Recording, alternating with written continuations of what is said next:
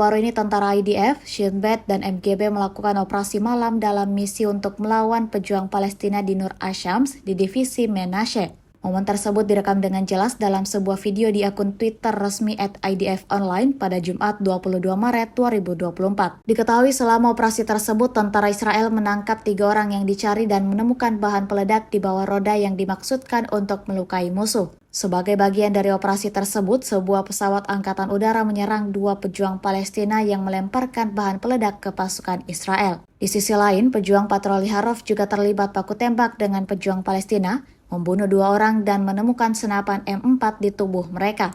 Para pejuang menangkap seorang buronan dan menyita 2 senjata M16 di desa Akab di Benjamin. Senapan jenis M16 lainnya ditemukan di El Kader di Brigade Etzion. Pada malam hari, pasukan menangkap 18 buronan di seluruh Yudea dan Samaria. Keterangan di postingan Twitter juga menambahkan selama operasi pasukan di kota Ramallah di Brigade Binyamin, terjadi gangguan kekerasan, di mana pejuang Palestina melemparkan batu, melemparkan kembang api dan bahan peledak ke arah para pejuang yang merespons dengan cara membubarkan protes dan menembaki mereka. Dikonfirmasi beberapa orang mengalami cedera. Sejauh ini sejak awal perang, sekitar 3.600 orang yang dicari telah ditangkap di seluruh divisi Yudea dan Samaria serta divisi Beka dan Lembah. Sekitar 1.600 diantaranya terkait dengan organisasi militer Hamas.